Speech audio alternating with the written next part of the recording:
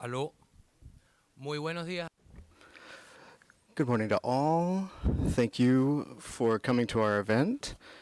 Thank you to and welcome to the Atlantic Council, and to those who are seeing us online. Thank you for coming. We're here to talk about the links, the ties of the Maduro government with terrorism as well as with other irregular groups, and that's our goal today. To speak to the international community and to see what the impact that is being dealt to our region. And we are going to keep on fighting, as well as trying to block the financing to the Maduro regime, and with all the financing that they're getting from irregular groups. So we're going to look particularly at the Lebanese groups from the 80s during their civil war. Those are outside links, and there are more links to these groups within the country. And we're talking about 10% of the GDP in Lebanon comes from the remissions. Hezbollah has had massive ties to Iran, and they have been working to create global complex networks across the world.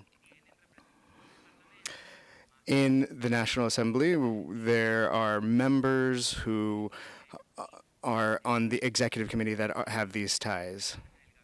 And there are people as well that have positions within the cabinet that are working with Lebanon to construct schools, hospitals, and as well as to supporting the families of the combatants that have died. And it's on that specific pillar, that area in which we are going to focus today. And there's been a fundamental role that it has played in Venezuela. And we can learn from this for capacity building and looking at what the threat that Hezbollah poses.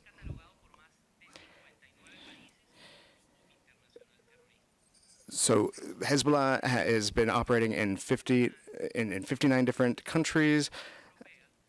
They have connections to Europe, and Europe does not just see Hezbollah in its totality as a terrorist group, but just their military side.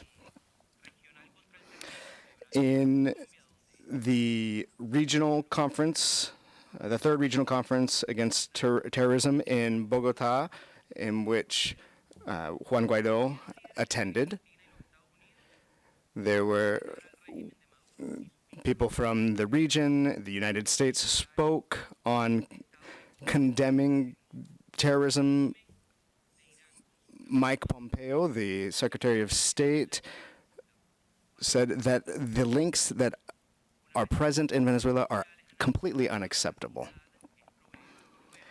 And so we want to bring proof, evidence to show what these ties are to the Maduro regime.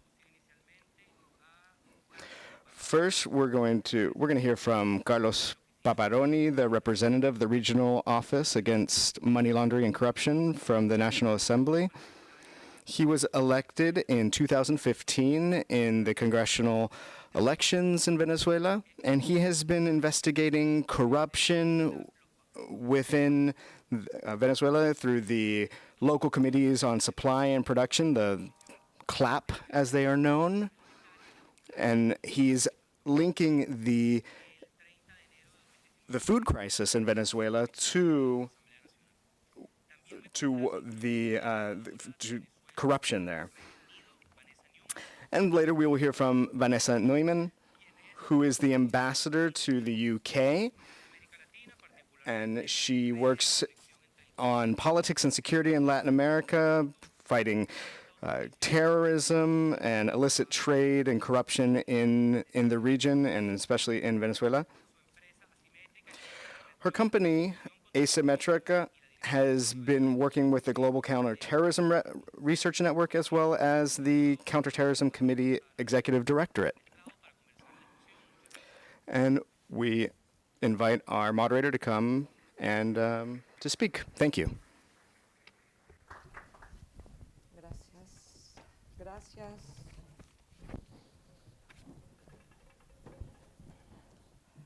Bienvenidos los dos. Welcome to both of you. It's a pleasure to be here, an honor. I'm normally out there, but it's great to be here on this side of things. I'd like to start asking you, Carlos. We've spoken, and you spoke at the anti-terrorism regional conference on this. Would you like to share here with those present and the international community what we're going to show to expose the ties to terrorism with the regime there in Venezuela? Well, what we can show with the links with Maduro, with the groups that are involved in terrorism across the world, we can see in the map what are the links that are present, the structure of the revolution, and what are the ties that exist between financing, in this case, with Hezbollah in particular. So as you can see on the screen, there are deep ties with Venezuela and different groups. And so you can see that Abdallah Nasseddin who's a brother of Ghaziatef Nasseddin. And you can see the relationship between these folks in the financing that comes from Hezbollah. And we will see it does not just come from the commercial trade size, but also the other links that they have in Venezuela. There are contracts that have been set between these different groups with the local committees of supply and production, and the ties between Iranians and these different representatives from Hezbollah. We've noticed a direct relation between Abdul Rahim and his direct link to the state of Venezuela. So here's a piece of evidence that we have been able to get. There are payments from a company that is well known and for their trade and taxes, and we've been able to, since 2001 and after, establish relationships. So what the relationships we see between Hezbollah and Venezuela is a historic relationship between these two. And it's through the capacities that they have been able to send over to Venezuela and the money that they have invested in the capital like as we can see in the document on the screen. So Sala Trading, that started in 2004, as was stated by the Treasury Department of the United States. This is a receipt of payments that were made. And this has been a contract that has not actually resulted in anything for the benefit of Venezuelans. So from 2001 until now, we've not only been monitoring these relationships and the people involved. Insider trading, Abdullah was one of the representatives of this company, but we can see the different companies that are tied back to these different groups that are involved in trade. This is an example of a contract that we were able to get our hands on. And it was an amazing surprise for us because for the first time, we saw a contract with the Venezuelan state and the companies that are tied to terrorism financing. It says you can pay by any form to the state of Venezuela, not just dollars, not gold, but it's just left open. Any type of payment that could be made. So when someone sees this, these strange pieces of this contract, it really calls our attention. And it's very different from what we've seen in the past.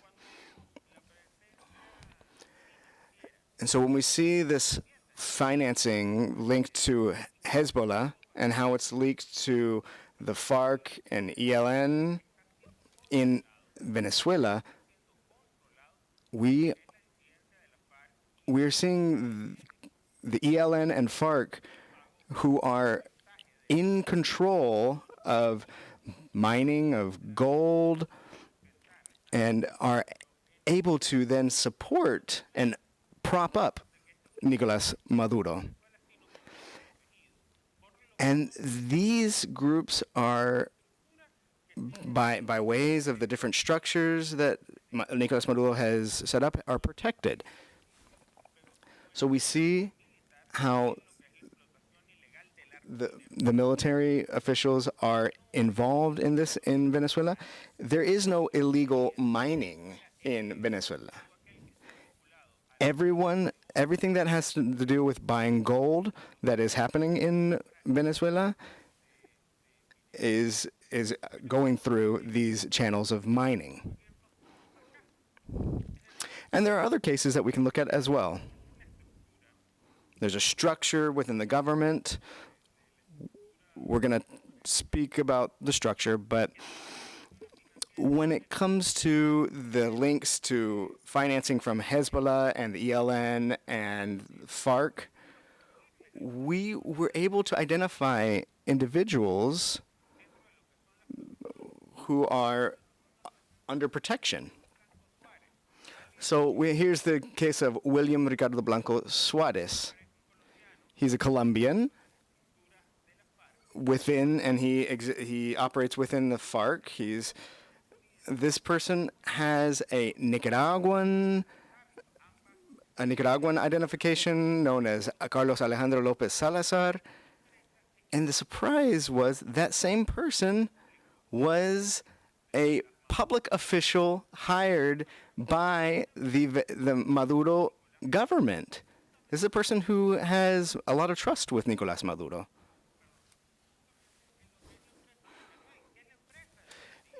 And he worked with the Venezuelan public mining administration.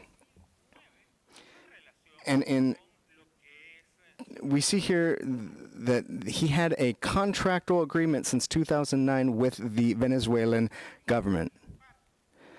So what we're seeing is to the FARC, Maduro didn't just give them papers to protect them, but he created this position in which this person was a public official within Venezuela.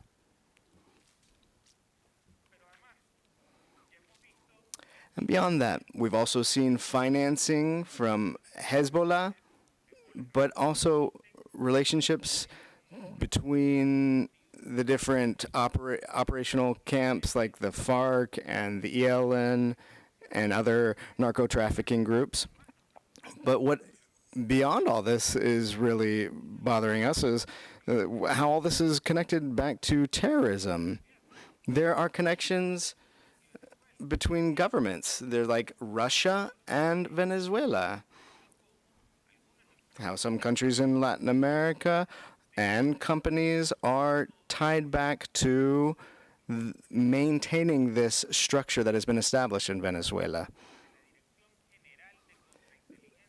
This is a counterintelligence document from Venezuela in which the head, Rafael Ramirez,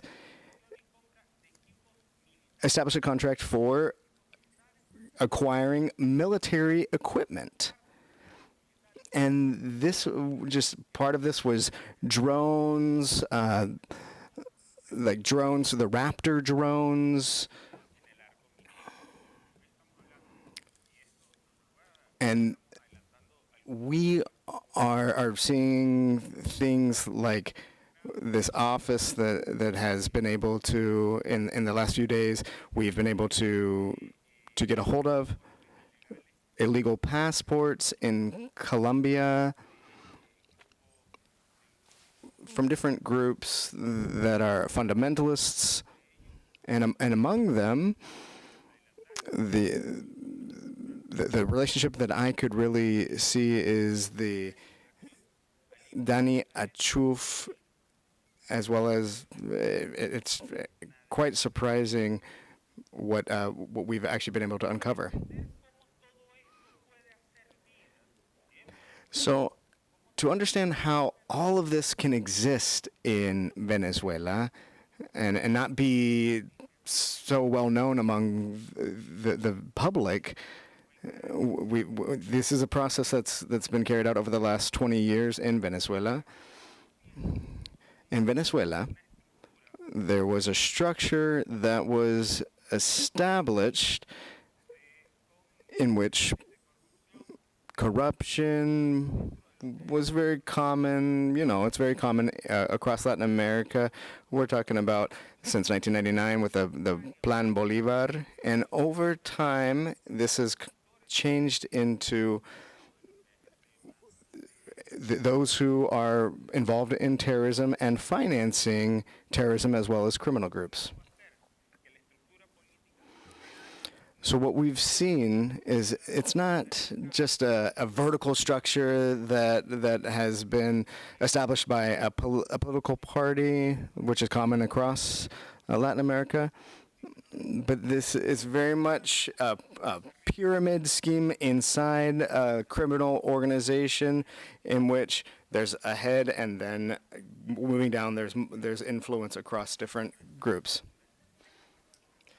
And so we really have to think about this in a different way to resolve this problem. We have to resolve it from a different angle.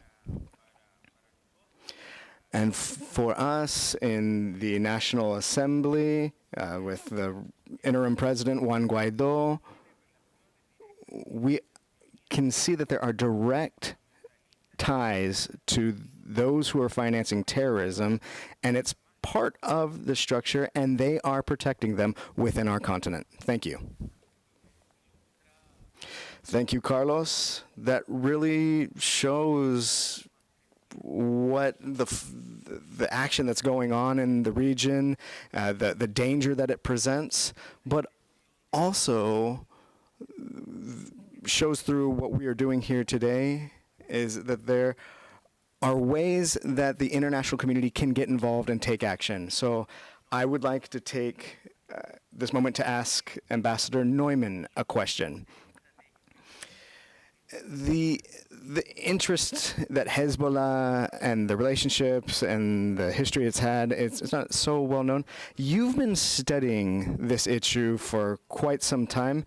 Could you give us a narration of these two different organizations as well as the ties in the region?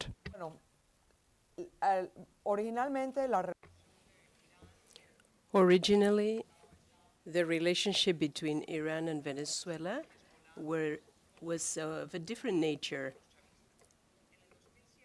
with the Chavistas. In 2007, they pooled forces. OPEC was established, and when the Iranian revolution came, they sought to export the revolution through the Ayatollah Khomeini and the IRGC, and they try to export it. One of the first countries that they go to is to have those links is Venezuela, with the relationship they had through OPEC. But that did not take off until Hugo Chavez came to power. Basically, starting in 2003, there were official meetings. And when Nicolás Maduro was the foreign minister, he started traveling and meeting with Hassan Nasrallah, the Secretary General of Hezbollah, and as well as the various presidents, Katamiri Sanjani, and his name escapes me right now. I know it by heart, but I just can't think of it. So they start signing agreements with the various presidents, with Ahmadinejad, when it really takes off. And they start a strategic relationship. Now, the relationship with Hezbollah, as you said, comes through the Lebanese migration, through the civil war. From the 75 to 90, there was an exodus. Starting in 2010, I was analyzing some groups that had started in the University of Los Andes, in a border with Colombia, where many Chavistas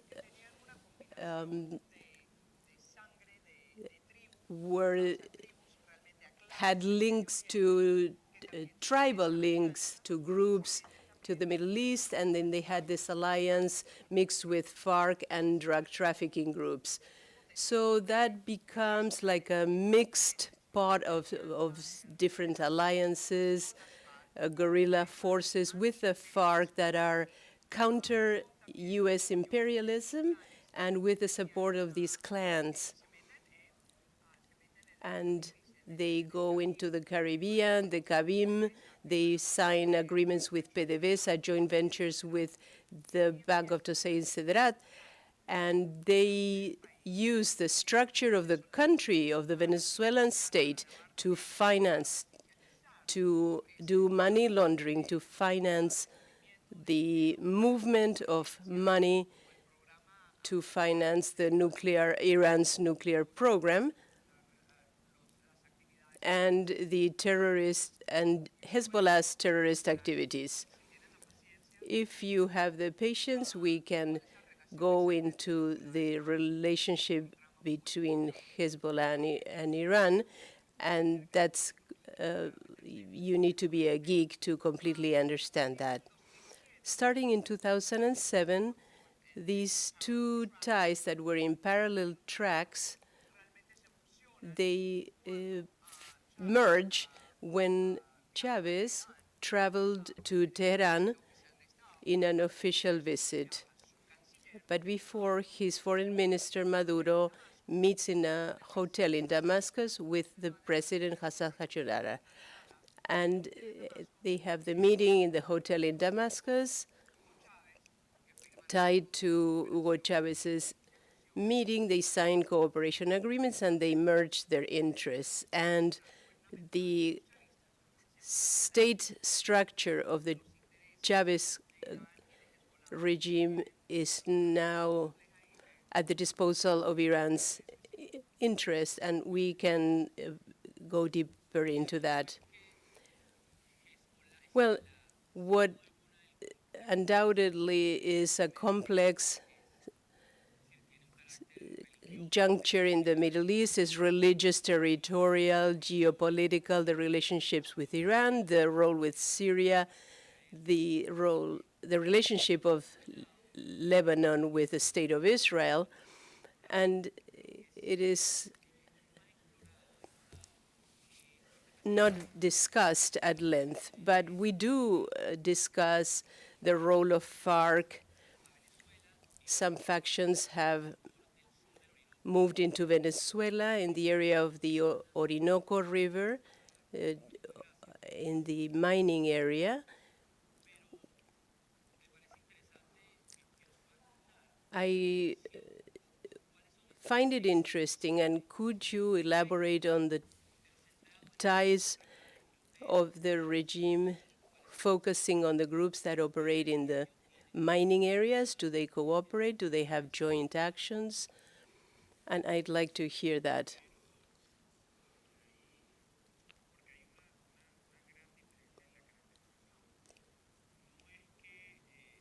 There's a great difference. It's not that the irregular groups came to Venezuela. Maduro is harboring them in Venezuela. That's a big difference. Now, when you see drug trafficking groups operating with FARC and ELN that lost a war that has a cost, Maduro gives them the opportunity not only to continue operating using Venezuela to regroup, but also providing financing.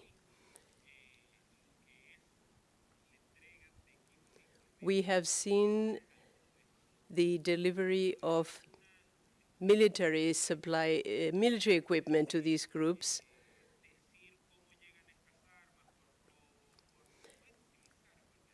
They can use different channels to obtain these weapons, but these are military supplies bought from Russia that are channeled to the terrorist groups and the FARC and others. There are also forged passports that are given in Colombia to Hezbollah members and other fundamentalist groups. And as Vanessa was saying, at the border between El Guajira y Mercado, in that area, you see trade, movement, the sale of Venezuelan gold, trade in general, but anybody that gets a fake passport in Colombia can get Venezuelan legal status.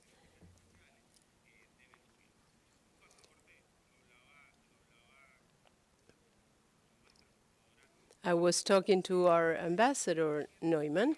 In 2007, for instance, for every passport that was issued outside the country, 17 passports were given daily to people born in Iran, Lebanon, and or Syria. So but only 2 passports of those 17 were given to Venezuelan citizens at the service of terrorism more than Venezuelan citizens. This is not a problem that affects Venezuelans exclusively, but that extends regionally and globally. These are organizations that can operate in countries that are institutionally weak.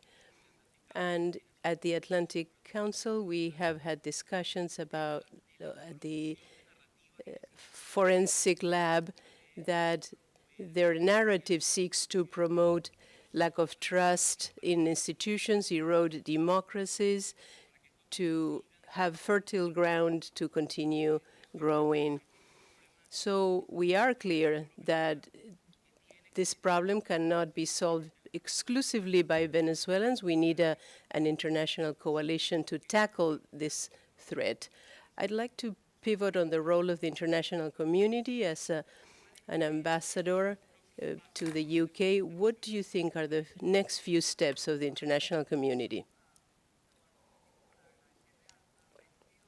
I'd like to thank the government of the United Kingdom, not just for welcoming our interim president, but we are announcing a program of cooperation with the interim government, with Representative Paparoni, and as financial assistance to combat illegal trade that supports these criminal networks in support of the Maduro's regime,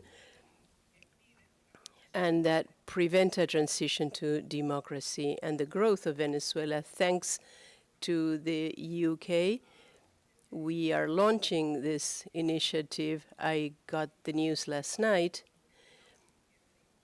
We are also asking the rest of the international community to join us in our efforts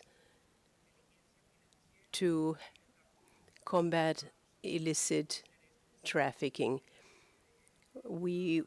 As we did in OCDE and wildlife trafficking and the trafficking of Iranian oil that was sanctioned, what we are asking is sanctions against those that facilitate the trade, the banks, the airlines that transport the gold.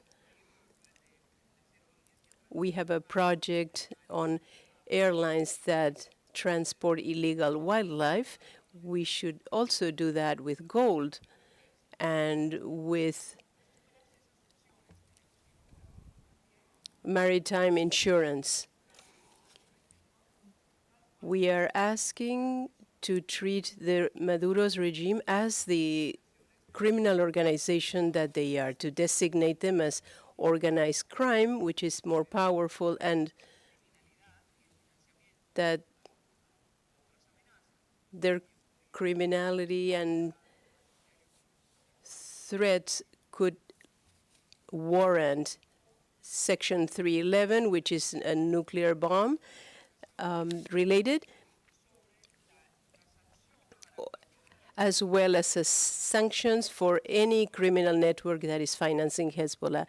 In the UK, we also have the advantage that they have designated all of Hezbollah as a terrorist group, not just the military branch, as you were saying, but last week they also have announced that they will freeze all their assets that are related to Hezbollah. So this is a great opportunity to continue the work of Representative Paparoni and to accelerate the transition to Venezuela, to democracy in Venezuela, and we should take advantage of it.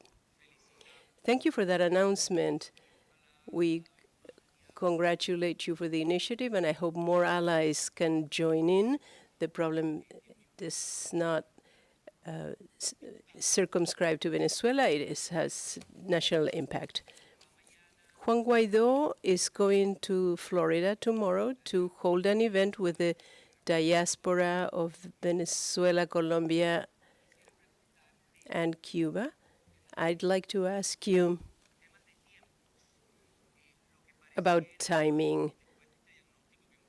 After this diagnosis that we made here, and we didn't touch upon the drug trafficking and the collectives, it seems that a solution would require an international coalition to mitigate the crisis, but it's all about timing. And it seems apparent that in order to rebuild Venezuela and have a transition to democracy, that will require some time. So if we were to imagine the transition process, how can this happen, this transition, and what can the international community do?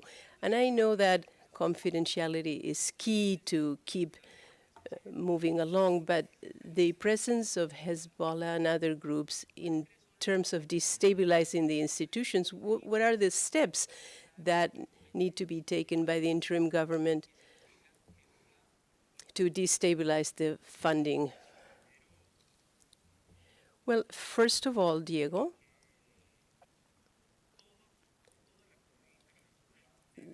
the international community at large should understand that Maduro's structures and what is left in Venezuela are pyramid structures of organized crime. And the strategies to combat organized crime are different from political pressure. The first thing we need to understand is that the cross-section pressure for organized crime is financing. The financial pressure on Nicolas Maduro and the financial structure should begin and be increased. Alex Saab and Vargas and the 7 financial heads that exist in Venezuela, we have to go against them. The mix, as you had mentioned, indicates that we need to discuss not just an alliance and a strategy that we all share, but that we need to know that Venezuela is not Mexico in the 70s, and it's not Colombia in the 90s, where organized crime tried to penetrate into the government. But for Venezuela, the state and the territory is controlled by organized crime. It's like if Escobar had won the elections in Colombia. So it is a drastic example, but it is more or less what we need to be discussing. 3 ways of putting pressure: financial pressure on organized crime, personal finances, and also transportation, everything that affects the business, and pressure on the environments of personal influence that need to be unraveled, and that organized crime has a great advantage on the rule of law, that they can keep changing faster than legislation. Thanks to the work of the representative and others, we now understand the criminality of the Maduro regime, and that makes it easy diplomatically. People understand that this is not a problem of the left or the right, it's not a problem of opinion, but we have to understand the dynamics in order to find the right solution. Now, this is a criminal dynamics, and if you understand it as such, the decisions have to bear in mind that this is a criminal network. When we understand that, we have to act together and confront it. We know how to confront organized crime, and there are handbooks on how to do it. We don't need to reinvent the wheel. There are standards. The movement of money, the recruitment of staff, and the transportation of the goods that do the financing. These are the strategies, and we can use a multilateral strategy along those lines. So diplomatic means, information, military, law enforcement, economic, we know how to do that, and we need to build a group of strategies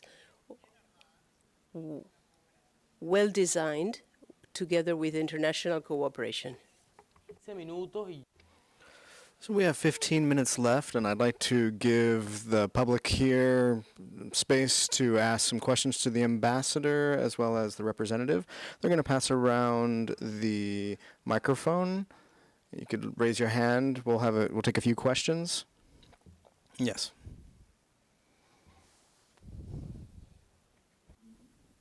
Why hasn't the U.S. sanctioned Turkish Airlines, the maritime insurance, Right. the infrastructure Right. outside of Venezuela that allows this to continue to happen, firstly? And secondly, secondary sanctions, for example. And secondly, is it too late? I mean, Maduro seems to have such a stranglehold on all of the the infrastructure, the gold exports, the coke exports, et cetera, that keep him and the critical political, military, and other components of his power structure in place. Right. Answer in English, yeah, or Spanish, or como sea. Okay, I'll answer. Why have they not? I don't know. Presumably, you know, the United States government has its own geopolitical priorities and concerns and negotiations that are complicated. You know, Turkey's part of NATO, but then it's also causing trouble, you know, et cetera, et cetera. It is up to us, as part of the interim government, to make the request for this type of assistance and for this type of action. Hopefully, you know, the United States has been sort of up until now with, you know, with sort of a leadership position on helping the transition. The United Kingdom, I'm happy to say, is you know, quickly catching up in its assistance to us. So it can either come from the United States or the European Union. A lot of their money is now in euros. So yes, I think we need to ask for it specifically. That is our responsibility, and request it. So that's part of why we're here today. Is it too late? It's never too late. I don't think that Maduro's grip on power is necessarily all that. I mean, you can see the tour of our president, our interim president Guaido, who arrived in London and the rest, and many other countries in Europe.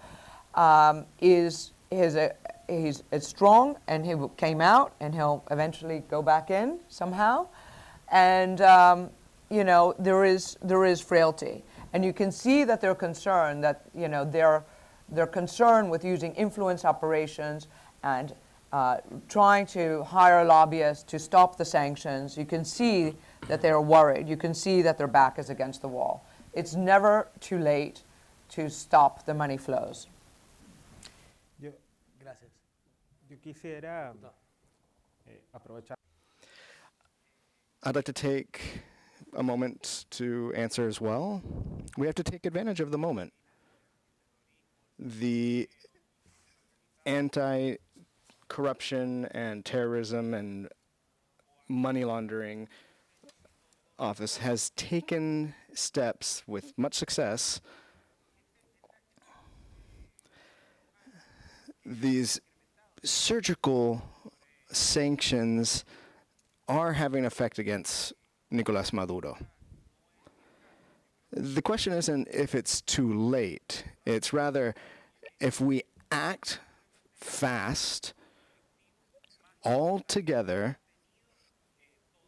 all of the countries across the Americas together, in which Nicolás Maduro, I see it in this way, he is protecting terrorism, the funding of terrorism, financing of terrorist groups across the continent. Fundamentalist groups, and incredibly across the history of our region. Did somebody ask about, someone can ask me about Russia, please? A question about Russia. If you want to, that is. Another question?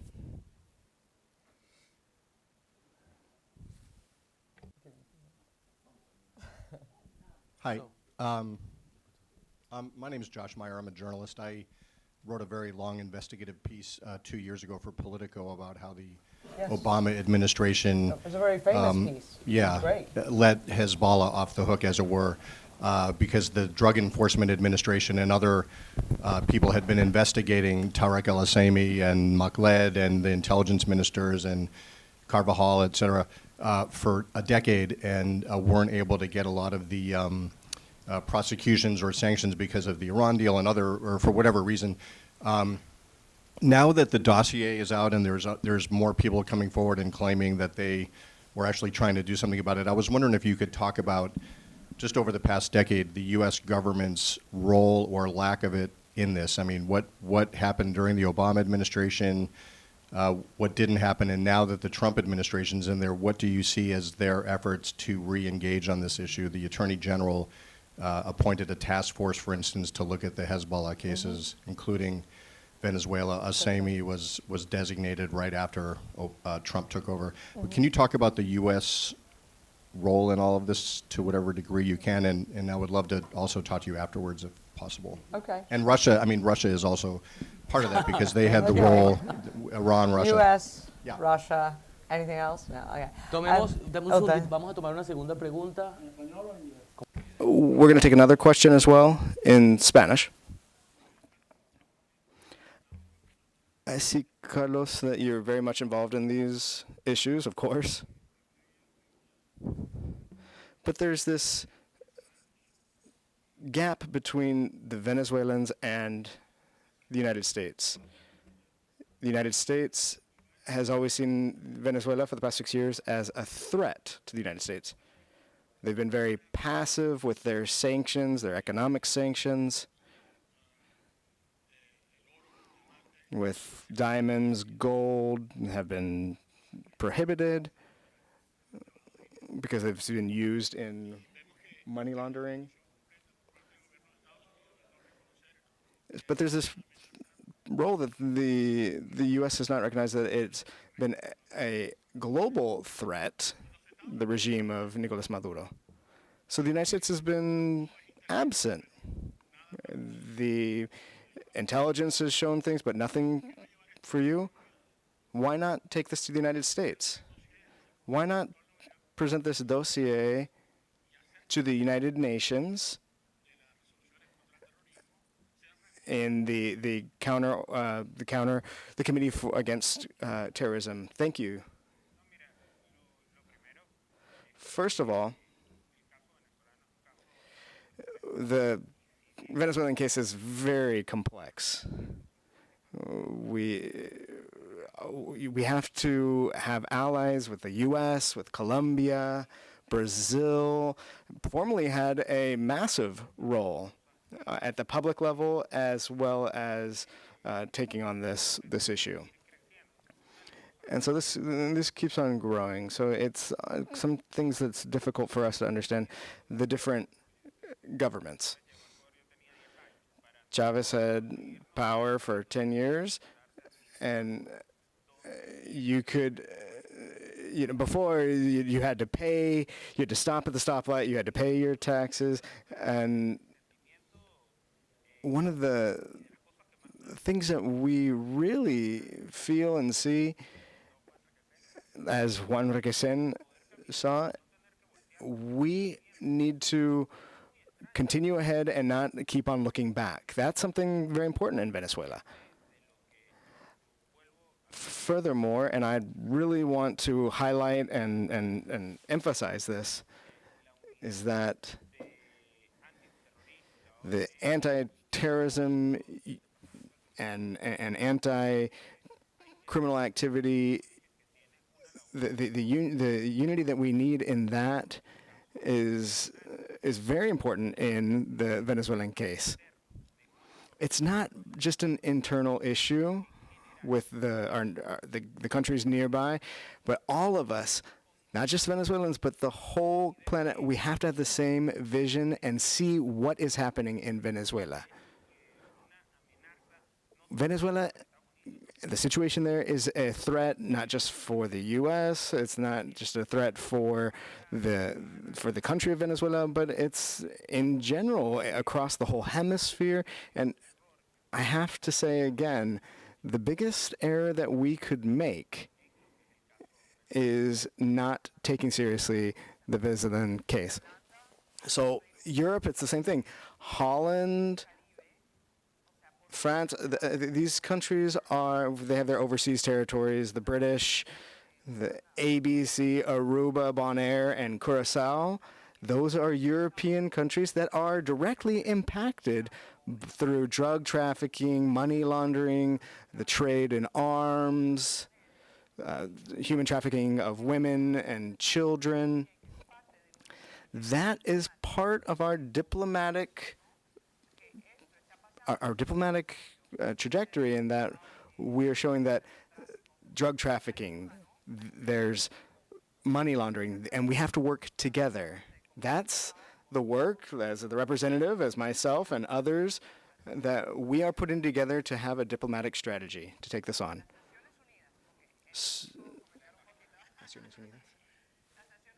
So with the UN, the United Nations, we've had our seat there in the United Nations. There are 100 countries that recognize our country, our president.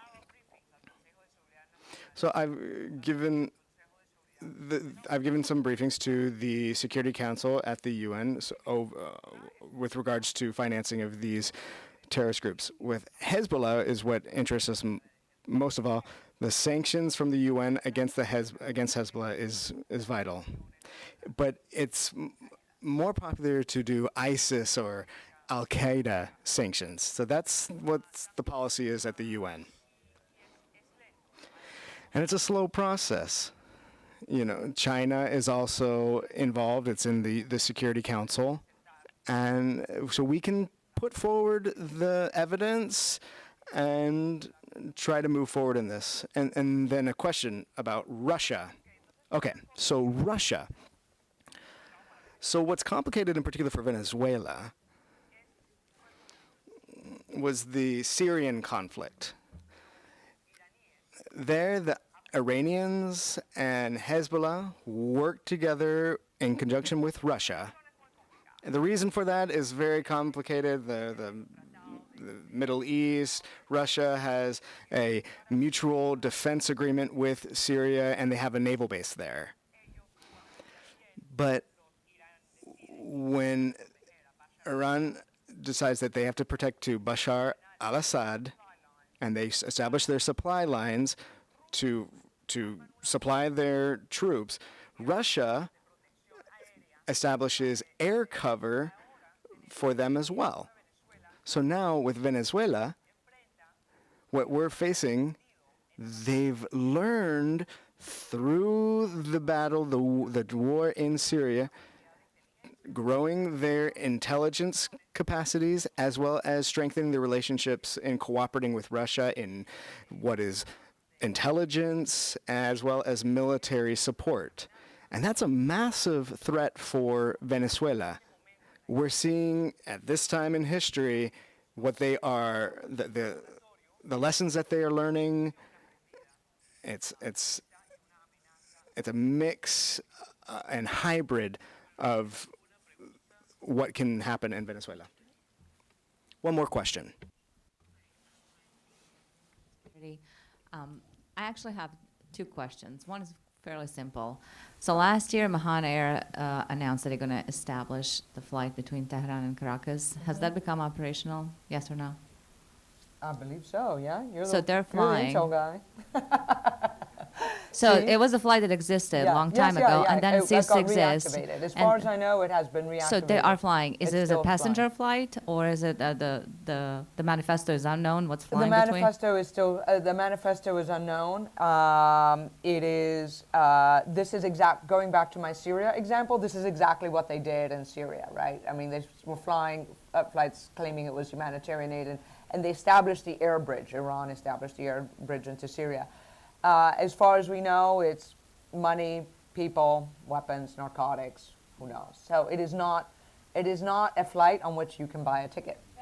Okay, thank you. And You the other gotta be a one, special kind of passenger, I think. clearly. Yeah. So it's, the other question is, like, we have seen Latin America being rocked by unrest in the past year, and many of the countries that have experienced that had taken many refugees from Venezuela. Mm-hmm. In your opinion, do you think that perhaps this mass exodus could have been orchestrated at some level in order to cause the unrest in the surrounding countries and in order to preserve a status quo of the Maduro government? Oh, I Thank you. like a good conspiracy theory. No, frankly, unfortunately, I know where you're going with this, and I know a couple of people have advocated that view. I don't think that the exodus, that massive exodus, could have been orchestrated. You know, I remember I went to Cucuta very early, about 2 years, would have been almost 2 years ago. I don't know. Things happen in Venezuela so fast, you sort of lose track of time. You're like, was that only 6 months ago? It seems like 5 years. And basically, no, the human tragedy story is just of repression, desperation, hunger, inability to feed your kids, seeing no way out. That is not orchestrated. What is orchestrated is the influence or the information operations around that exodus, right? So what you see is that aside from the fact that you have millions of people, I think we're now over 5 million people, they're saying that we could be at 7.2 million by the end of this year, far outstripping Syria in terms of exodus out of the country, not just internally displaced, is that they put this influence operation saying that the Venezuelans are a menace, that the Venezuelans are criminals, that the Venezuelans are destabilizing, and that is a properly built, conspiracy theory, and we do see that. So that is something that we have to confront, to build because in building that xenophobia, it also lessens the willingness of our international partners, really, ironically, to help us. Can you guys briefly address my question about the Trump versus the Obama administration's handling of this? I am not the ambassador to the United States. I'm the ambassador to the United Kingdom. Creo que pueden. I think you guys can discuss this later, but to respect the time allotted, the conclusions have to be specific. We have heard the analysis and evidence circumscribed to intelligence collected by international allies, and that shows that there's a latent threat within Venezuela that is being felt in the region, that is a threat to the U.S. and a global threat. Secondly, we see that there is a plan, a government that is in charge of finding ways to undermine any links of the regime to access of currency with a view to transitioning to democracy. And clearly, this is a multi-dimensional adversary, and the interim government does not have the capacity to attack or tackle this phenomenon. We need the support of the international community to combat criminality and drug trafficking and terrorism in the region. Please, let's give a hand to our guests. They are fighting for a transition